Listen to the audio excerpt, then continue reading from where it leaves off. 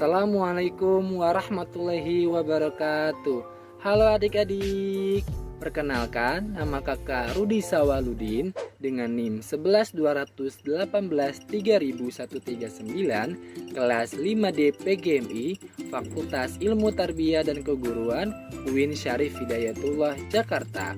Mata kuliah Perencanaan Pembelajaran dengan dosen pengampu Dr. Fauzan MA. Hari ini kakak akan menemani adik-adik belajar bersama dengan pelajaran Bahasa Indonesia dengan materi teks non-fiksi. Oh iya adik-adik, sebelumnya adik-adik apa kabar? Semoga adik-adik dalam keadaan sehat walafiat ya. Sebelum adik-adik menyaksikan video ini, siapkan alat tulisnya untuk mencatat bagian-bagian terpenting. Dan sebelum kita memulai pembelajaran hari ini, alangkah baiknya kita berdoa dengan membaca basmalah. Bismillahirrohmanirrohim. Baik adik-adik, kompetensi dasar yang ingin dicapai dalam pembelajaran hari ini yaitu 3.7 menguraikan konsep-konsep yang saling berkaitan pada teks non-fiksi. Selanjutnya 4.7 menyajikan konsep-konsep yang saling berkaitan pada teks non-fiksi ke dalam tulisan dengan bahasa sendiri. Baik adik-adik, hari ini kita akan belajar mengenai pelajaran bahasa Indonesia dengan materi teks non-fiksi. Materi yang akan kita bahas yaitu ada pengertian teks non-fiksi, yang kedua contoh teks non-fiksi tentang jenis makanan hewan, yang ketiga, contoh teks non-fiksi tentang penggolongan hewan berdasarkan jenis makanannya. Yang keempat, pengertian pokok. Baik adik-adik, materi yang pertama yaitu ada pengertian teks non-fiksi. Teks non-fiksi dapat diartikan sebagai karya seni yang sifatnya berdasarkan fakta dan kenyataan, serta ada kebenaran di dalamnya.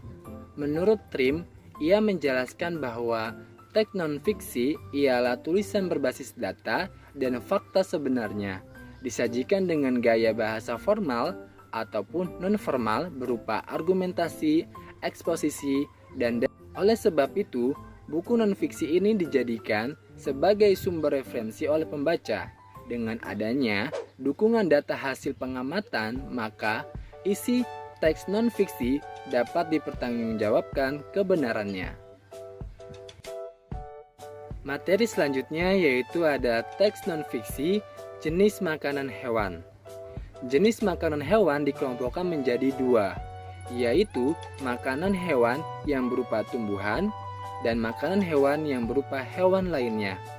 Hewan yang memakan tumbuhan memilih bagian-bagian tumbuhan yang dapat dijadikan makanan.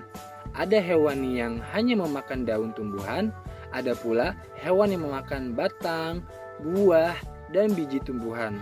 Namun ada beberapa jenis hewan yang memakan lebih dari satu bagian tumbuhan tersebut. Kemudian ada beberapa hewan yang memakan hewan yang lebih kecil sebagai makanannya. Hewan kecil ini menjadi mangsa bagi hewan yang lebih besar. Serangga menjadi makanan bagi hewan-hewan seperti katak dan cicak. Tikus menjadi makanan bagi kucing, demikian juga dengan kelinci yang menjadi makanan bagi burung elang. Materi selanjutnya yaitu teks non-fiksi penggolongan hewan berdasarkan jenis makanannya. Berdasarkan jenis makanannya, hewan dikelompokkan menjadi 3 golongan. Ketiga golongan tersebut adalah golongan herbivora, karnivora, dan omnivora. Yang pertama yaitu golongan hewan herbivora. Kelompok hewan herbivora merupakan hewan yang makanannya berasal dari tumbuhan. Hewan ini memiliki susunan gigi yang khas.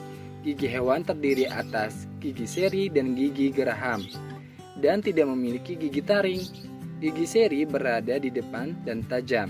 Gigi ini berguna untuk memotong makanan, sementara gigi geraham berfungsi untuk menghaluskan makanan yang telah dipotong oleh gigi seri.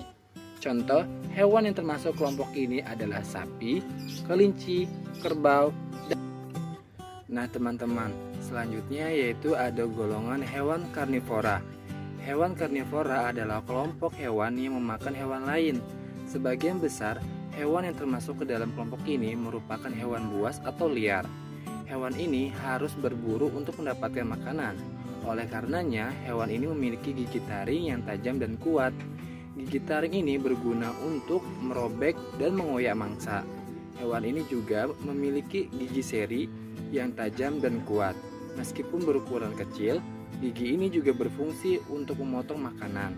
Hewan yang termasuk ke dalam golongan ini adalah harimau, singa, anjing, buaya, dan ular. Kelompok yang ketiga yaitu hewan omnivora. Hewan omnivora merupakan kelompok hewan yang makanannya berasal dari tumbuhan maupun hewan lain. Hewan omnivora memiliki susunan gigi tersendiri, gigi seri, gigi taring, dan gigi geraham. Hewan ini berkembang dengan baik untuk menyesuaikan dengan makanannya.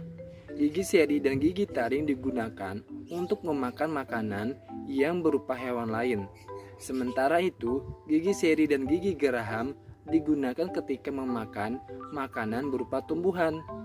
Orang utan, gorila, dan monyet merupakan beberapa contoh hewan yang termasuk ke dalam kelompok ini. Materi selanjutnya yaitu ada pengertian pokok pikiran. Gagasan utama adalah pikiran utama yang terdapat dalam bacaan.